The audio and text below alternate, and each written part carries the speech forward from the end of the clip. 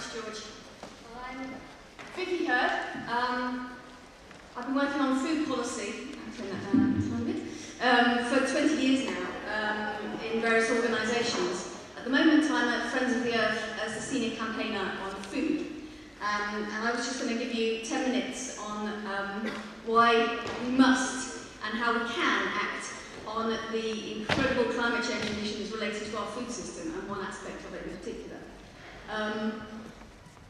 I would like to just kick off actually, because I give talks about this issue, and it's really useful to know if people feel very passionately that we should all be vegetarian, or if we feel very passionately we should be allowed to keep on eating meat.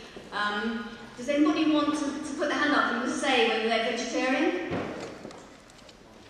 Anybody want to put their hand up and say whether they still eat meat? Alright, a little bit less on the latter, but there's a mix, which I think is interesting and fine, and that's great, really useful to know. Thank you very much. I'm going to go through this very quickly. It's a very complex area, so I'm not going to bore you with lots of data and things, just sort of give you a flavour of what's going on. In terms of what we need to do, it's absolutely clear, and it's becoming clearer by the day in terms of data, research, peer-reviewed reports, international agencies, that we have to act on the climate change impacts of our food system, and in particular livestock. This was Pachuri from the Climate Change Committee, and he said, in terms of immediacy of action and the feasibility, so how we can actually do something to reduce our climate change emissions, particularly methane and nitrous oxides, now, it clearly is an attractive opportunity, reducing our meat consumption, addressing the emissions from our meat and dairy. He's suggesting giving up meat once a day and ramping it up. And a recent report came out last week from the Food Standards Agency, just to bring it back to the UK. Meat and dairy consumption is responsible for over 50% of the greenhouse gas emissions from typical diets. So it's a large part of your diet related to meat and dairy. And so it's a very significant part of our consumption-related emissions.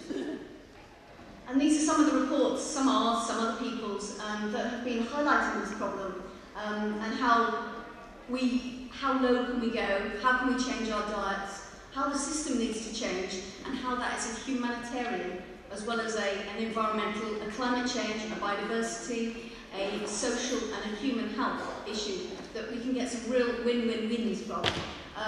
The Healthy Planet Eating Report and the Eating the Planet Report, both Friends of the Earth reports, and they're showing that we can get a real win in terms of feeding the world as the world population grows, if indeed it is going to grow according to projections. We can still do it, but we have to eat less, better meat and dairy, or no meat and dairy at all.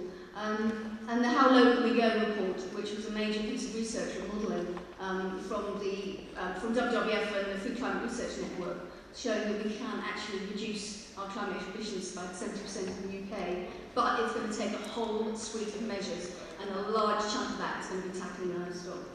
But one of the big issues that is coming out clearly now is the embedded emissions in the meat that we eat. It's not just the emissions from the livestock. You may have heard it's all about cows burping, belching, methane, etc., and the methane and nitrous oxides from fertiliser use. But a lot of people don't recognise that a huge chunk, about a third of the emissions from the livestock system come from the land use change related to production of livestock products. So that's when we clear land for pasture and when we grow crops to feed animals intensively, crops like soya in particular. So I just want to briefly mention that. So it's quite funny when I look at reports about climate change, because I'm looking at livestock from a variety of angles, as I said, health and biodiversity, as well as climate change. And when I go back to the climate change papers, you've got a range of between 8 and 51%, depending on who you're talking to. The 51% is the World Resources Institute, say that 51% global greenhouse gas emissions are resulting from our livestock system, all different aspects of it. And the 8% is more sort of UK-focused data, possibly focusing more about Western levels, comparing it to transport, our energy use, etc. But there's a big range, and the Food and Agriculture Organisation did a major piece of work called Livestock's Long Shadow, which suggested it was around about 18 to 20%. That's been disputed in both ways. So, as I said, it's hard to tell, but it's big and it's important, and we really can do something about it, and we really must. The three main gases, I don't know how much you guys are aware. You're probably, I might be speaking to people who already know this already, but nitrous oxides, major greenhouse gas, very, very potent. More than half of the global man-made nitrous oxide emissions come from the livestock sector. And the nitrous oxide makes up 5.5% equivalent of the global greenhouse gas emissions. And that's from fertilisers and manure.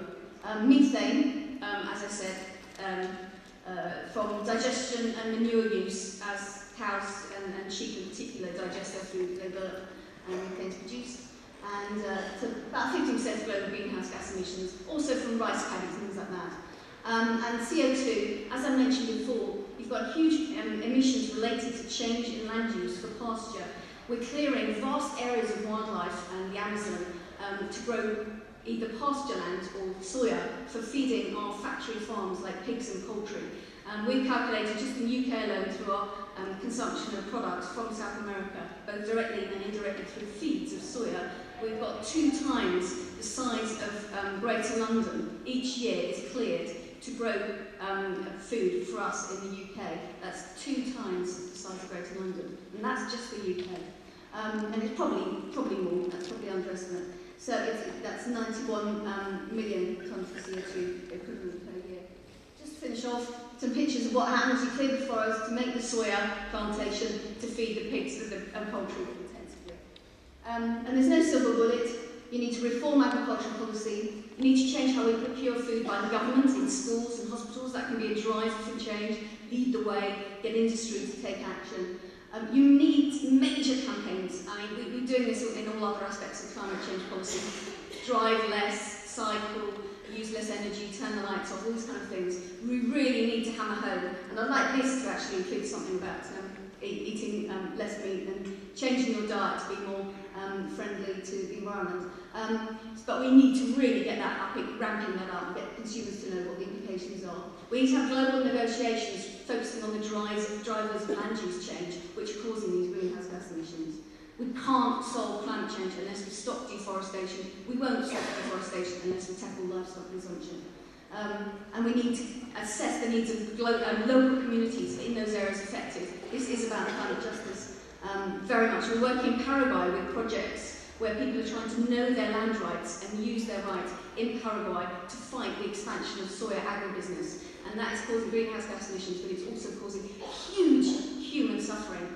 People being sprayed aerially by pesticides, people being pushed off their land, schools, hospitals being destroyed, all sorts of terrible humanitarian disasters.